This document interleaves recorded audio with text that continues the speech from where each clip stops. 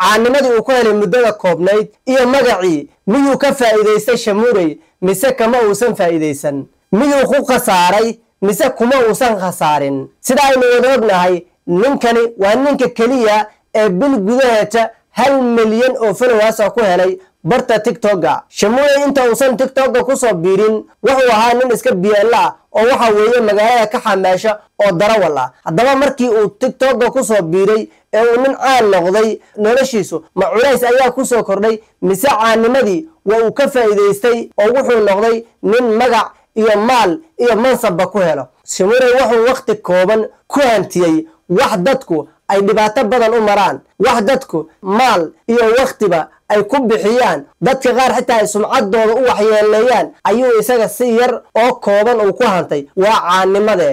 haddaba maxay tahay faa'iidada uu ka helay maxayse tahay khasaarada uu ka helay haddii aynu ka hormarno Shamuurey barta TikTok-ga wuxuu ka helay magac oo Soomaalidu dhammaanteed ay ku aqoonsatay xilligii asaga ahana waa la caawiyay oo Soomaalidu garab istaag ayay u muujiyeen Soomaalidu waa dad maalmo qura kaliya madax kugu wadayo oo weligaa dadka kuma sidayaan waxa loo baahnaa qorshe inuu samaysto laakiin Shamuurey ma uusan samaysan qorshe ka ballaaran in TikTok-giisa uu iska joogo oo uu yiraahdo insha Allah ma sha Allah ama meel yar waxa haysiyo wax ka duwan ma uusan samaysan tilaabooyinka looga baahnaa inuu qaado waxay ahayd maadaama uu haysto dad aad u tiro badan maadaama uu haysto taageerayaal aad u tiro badan waxay ahayd in uu furto laba aaladood oo kale oo aan TikTok-ga ahayn labada aaladood oo kale ah Facebook page iyo YouTube kadibna halka uu si maalinle ah ugu soo gudbiyo muuqaalo maadaama uu taageero badan haysto haddii halka waxa weeye followers fara badan ama subscribe badan la u helo daawasho fara badan uu halka ka helo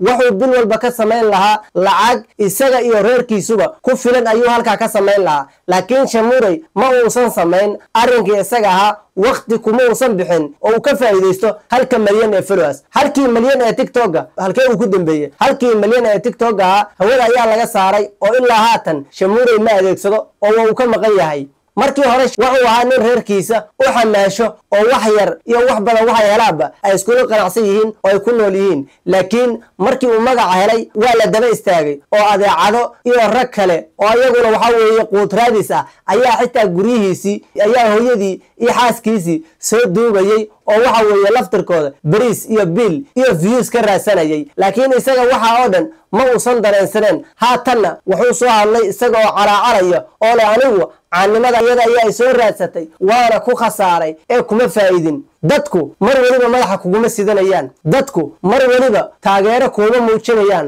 waxa loo baahan yahay waxay tahay in adigu talantigaaga iyo wax soo gudbintaadu aad ku joogto baraha bulshada biilkaaduna aad ku raasata laakiin ma jirto cid bil walba ku biilayso ama ku caawinayso laakiin waxa weeye fursadii aad hesho in aad ka faa'iideysato ayaa aad u qurux badan markuu ninka soo shaacbaxayay ayaan barnaamij ka sameeyay barnaamijka oo ah ninkani miyuu caanimada ka faa'iideysan doona mise kama faa'iideysan doona sidoo kale waxaan tusaale ugu soo qaatay dad badan oo Soomaaliyeed oo magac iyo maamuus fursad nooca u helay laakiin aanan ka faa'iideysan ayaa jiray oo isaga ka horeeyay ugu dambeyn Shamuurey waxaan kula talin lahaa in YouTube iyo Facebook page inuu furto talent la yimaado wax duubo maalin walbana asxaabtiisa uu muuqaalo u soo gudbiyo muuqaaladana uu ka raadsado bariiskiisa intii uu maalin waliba oran lahaa TikTok-ga la iga jabsaday ama hala ii caawiyo oo TikTok-ga uu ka oran lahaa waxa uu wacan inta uu TikTok-ga soo dhigayo in uu Facebook page iyo YouTube uu soo dhigo